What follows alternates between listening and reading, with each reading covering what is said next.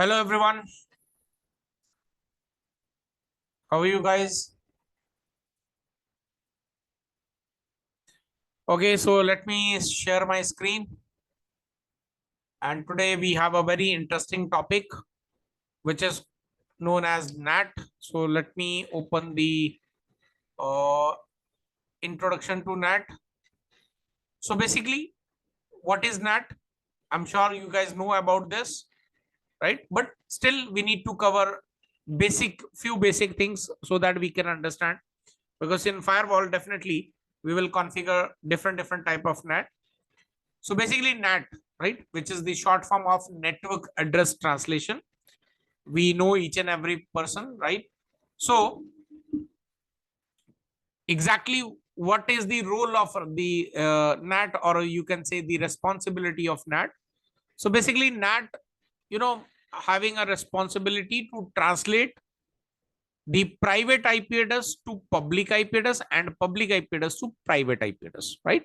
So the translation between the public network and the private network, NAT will, NAT is taking care of, right? So NAT is taking care of. So what will happen now? Why we need this NAT? Because you can see in a IP addresses, we have private IP addresses and public IP addresses. Generally, public IP addresses are used in the ISP networks, and the private IP address always been used there in the local area network. And if we have learn the CCNA, it is very much clearly taught to us that the private IP addresses are not routable, right? Even you can check on the Google if you don't know about this. So basically, private IP addresses which are used there in the local area network is not routable.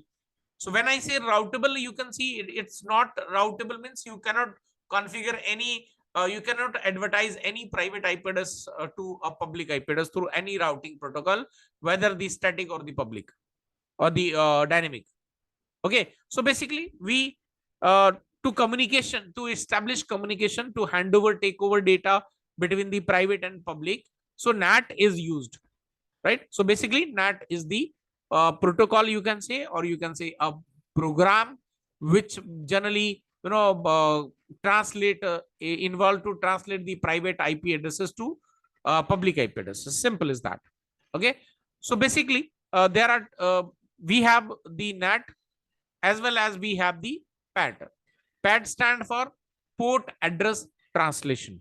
Okay, so basically you can see NAT always work on layer 3 because it is the IP address, and PAT always work on the layer 4, which is the, I am sure you guys know about 7 layers of OSI, right? So basically transport layer, we have the port numbers, right, to take care of. So that is why when we work with the PAT, it always use the layer 4, right? When we work with the NAT, so definitely it is layer 3, right? It is done on the layer 3. So basically we have in firewall, we have two type of NAT, right? Two ways you can say to configure the NAT in the FortiGate firewall. One is your firewall policy NAT, and second is central NAT. There are two type of NAT available, two features of NAT available in the firewall, FortiGate firewall. One is known as firewall policy NAT, and second is known as central NAT. There are two different type of features available. And apart from that, you can see we have subdivided the NAT into two types, like source NAT and DNAT, that is destination NAT. SNAT is generally a source NAT, and DNAT basically a destination NAT. So DNAT, definitely we have some conditions, then only we use the DNAT. Otherwise, we always, maximum time we configure the SNAT. Okay, so you can see under the NAT we have source NAT and destination NAT. Under the source NAT we have two. One is firewall policy NAT and central NAT in firewall, Fortinet firewall. Under the destination NAT also we have the same, like the firewall policy NAT and again central NAT, right? So basically till now we have just focused on this particular switch, enable or disable. If you are transmitting data from public to public, oh sorry, private to private, so then in that case we don't need NAT, right? When we need NAT, when we are translating it, sending data from private to public, then there we need a NAT. So that is why we keeping this button on enable status. If we are communicating connecting to the different zone of which are there in the private network, so then in that case definitely we disable this particular switch. Okay, so that's the NAT. So we have the another option called central NAT. So don't worry, we are going to cover that. But first of all, we need to understand the what is overload SNAT. So it's very simple. What is overload? The word which is used here is overload, right? SNAT means source NAT. Simple as that. Overload means you can see we have a single public IP address from the ISP, Internet Service Provider, right? We have single connectivity, and we have a lot of computers there in the local area network, right? Maybe you have 10 networks, maybe you 10 computers, maybe you have 100 computers, maybe 200 computers, 500 computers, right? So all the computers using the same ISP single connectivity with the same single IP address on it, and this is the public IP address. You can see it's our public IP address, and all the computers they are in the local area network, are reaching to this particular IP address only, using this particular IP address to reach internet to any destination, right? So this kind of where single IP address is used for many computers there in the local area network, right? So this kind of NAT we call it as overload NAT. Okay, so now next we have is dynamic SNAT. Again, same concept. Dynamic SNAT is same concept. You can see we have 4 type of NAT available. One is overload. Overload again, just we have discussed. Same concept. Then there is a one-to-one. One-to-one is very simple. One your private computer IP address, or maybe one your public IP address. Simple. One-to-one. Right? No other computer is allowed to use that particular specific IP address. Okay, that is one-to-one. And there is the third option we have is fixed port range. Now, under the fixed port range, definitely we define from here to here the public IP address, from here to here the private IP address. Okay, private IP address and public IP address. So these are the computers. It can be 10 computers, it can be 100 computers, it can be depend on you how many computers you define to use this particular IP pool. So basically, what we do is, when we have a lot of computers in our local area network, definitely single public IP will not do all that stuff, right? If you put all the load on the single IP address, definitely there will be a delay in it. So to reduce the delay, what we do is we generally purchase public IP address from the ISP, and we create a pool. So, and also we divide number of computers to use that single IP, right? So that is what we call it as fixed port range. Then there is a fourth option which is called the port block allocation. Definitely, when there is a internet connectivity, end user can right use any n number of you can see open a tab, and n number of sessions can be created, right? And every tab he or she will open, definitely that will open a single virtual port for that as well. Okay, so what you can do under the port block allocation, you can define how many virtual ports, right, per user can use. If they go beyond that, definitely they will have some delay in it.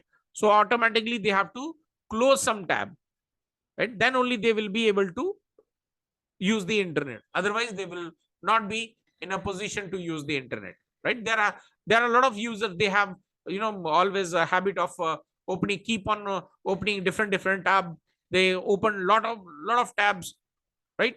So basically, ultimately, behind the scene, for end user, for non-technical person, not if he or she is opening n number of tabs, they might think, okay, nothing is happening. I'm not using, so it means internet broadband, the bandwidth is not consuming, right? So behind the scene as a technical, we know that even if you don't use anything, definitely the handshake process is there, right? And that handshake process always consume you the always consume your bandwidth, right? So definitely we need to we have the option to block the number of ports, right? How many ports are allowed per user, right? So that's what the option. So now let's see what is the default. So I have this. Let's create the lab. Very simple lab we are going to create. We are not going to focus on the advanced lab. Definitely in our next session we will cover the advanced NAT options. So let me you take the management interface. Let me connect to firewall, and let me take the bridge, and you can consider to use the switch as well. That's purely up to you. If you have RAM, you can use that. Let me go with the Linux. Let me take one Linux machine, and let me take one Windows machine as well. Let me reduce the RAM. So we have two computers, right? One is from Linux and one is the Windows operating system. So what we can do is let us start all the machines. Let me start all the machines one by one. Okay. So now let me write the IP addresses when we will have the IP address of 192.168.10. Let's say 54/24,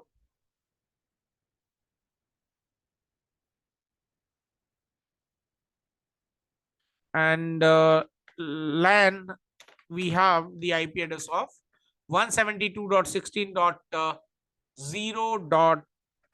Let's say 0/16, which is a classful IP address. So what we can do is, let me write the IP address 172.16.0.10/16 for Linux computer. Let me duplicate this, and let me use 20. Okay, 20 here. Okay. So now let me configure the firewall first. Admin, there is no password as such. Now let me configure this. Config system interface, edit port 1, set IP to 192.168.10. Let's say 54/24. Cannot. Okay. Set mode static, set IP. So that is going to be 192.160.10.54/24. Set allow access HTTP, and to save the configuration. Okay, so let me access this 192.168.10.54. Okay, by the time, let's configure the IP address on both the computers.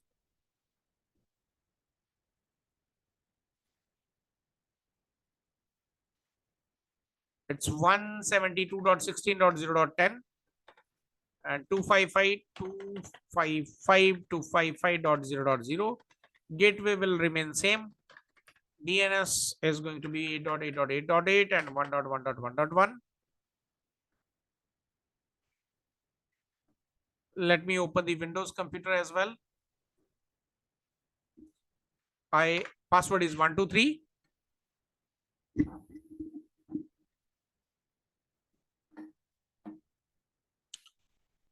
Let's open ncpa.cpl. Right click on this and go to properties, IPv4. It's 172.16.0.20, 172.16.0.1, 8.8.8.8 and 1.1.1.1.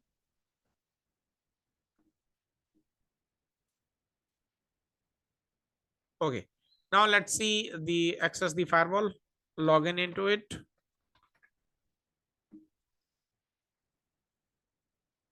Change the host name if you want. If you don't want, you can leave it default.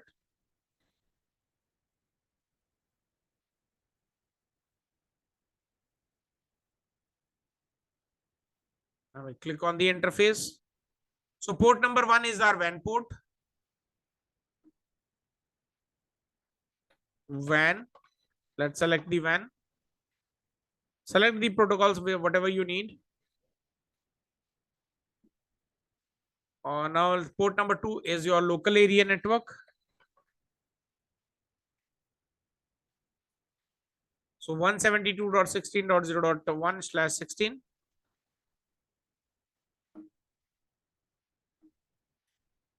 Click on the DNS. Specify 8.8.8.8 and 1.1.1.1. Apply. Let's go to the static route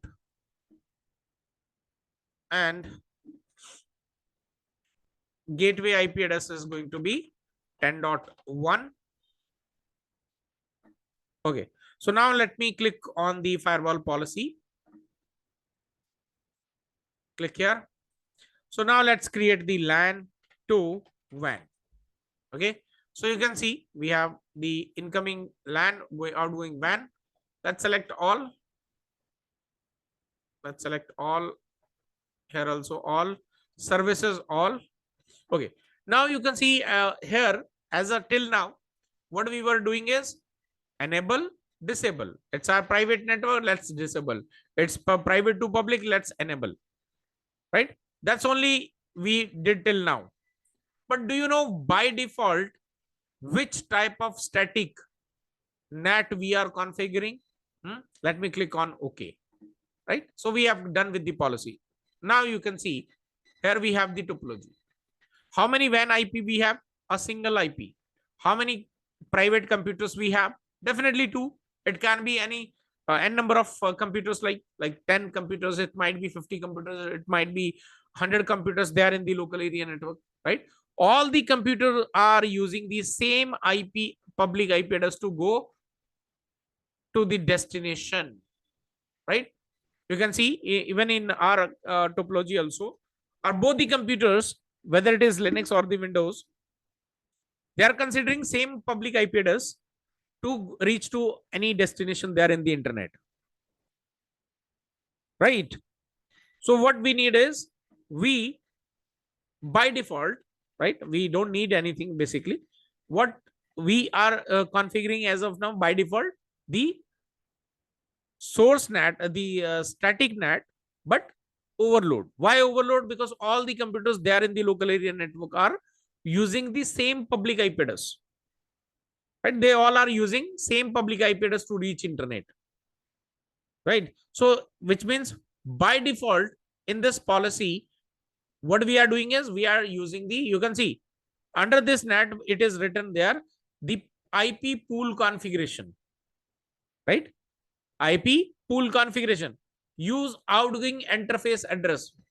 So outgoing interface is port 1, and on this particular port, which IP address is configured? Simple, 192.168.10.54. So which means all the computers, right, they are using the same IP address, this 54, to reach internet. And this is what we call it as overload. When a lot of computers are using the same IP address, this concept is, we call it as overload. So by default, we are creating a overload SNAT, NAT, right? Overload SNAT we are configuring as of now. And you can see, let me check. And you can see if I try to ping someone somewhere, let's say 8.8.8.8, we are reachable to internet, right? Even though if I use the Windows, let me open CMD, let me ping from here 1.1.1.1. You can see both the computers, whether it is Windows or the Linux, we are able to, reach to internet, right? We are able to. So which means it's practically, right, we have seen that same IP address used. So ultimately the entire load is on You can see, let me click on the dashboard. Let's go to the session. Right, you can see 20 and 10, both computers are using the same. And let me click on the policy, and you can see as of now we have single policy. Under this single policy, we said that every traffic which is coming from the local area network should use the outgoing port, which is port number 1 in our case, which is going to be a WAN port, right? So that's the practical configuration of this.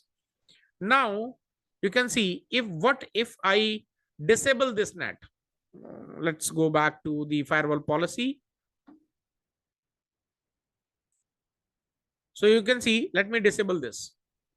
What do you think? Now we should be able to reach internet. No, you can see we are not reachable to internet. Only this, due to this protocol, the NAT, we were able to reach internet, but now we are not able to reach internet, right?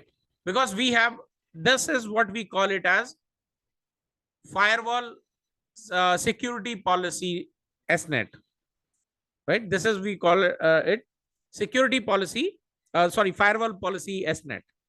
Why? Because every policy we configured, we need to take a decision where to use NAT or where not to use NAT. So it's a firewall policy NAT. Okay. Now there is another option also, right? For that, you can see we have firewall policy option.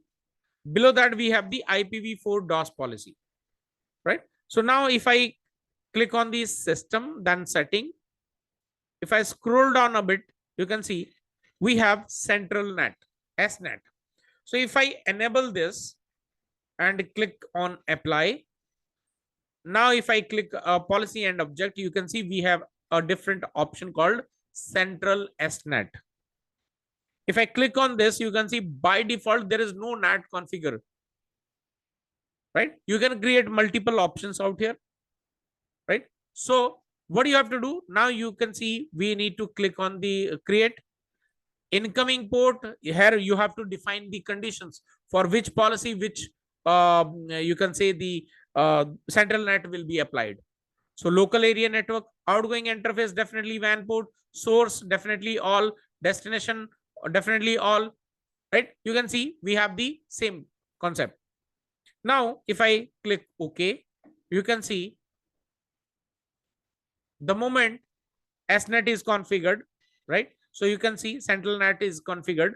Automatically, we were reachable to internet.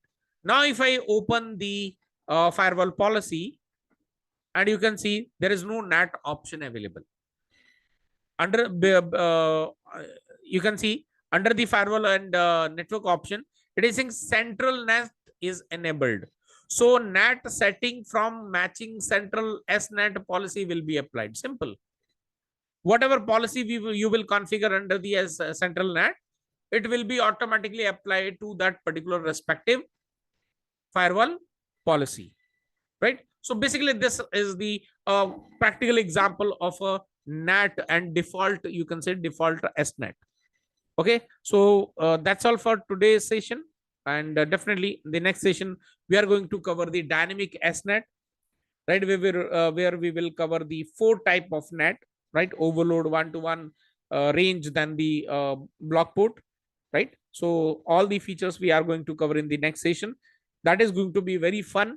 So I hope, guys, you are now on the position where you can click on any feature, right? Now you are familiar with all the features there, all the functionalities, right? How exactly this firewall works, right? So I recommend to click yourself on each and every feature, explore that, right? Search on Google, understand, enhance your knowledge by yourself, right? Definitely, I'm going to cover each and everything as per the syllabus, but it is recommended, right? Because everything will not be covered in the NSC4, right?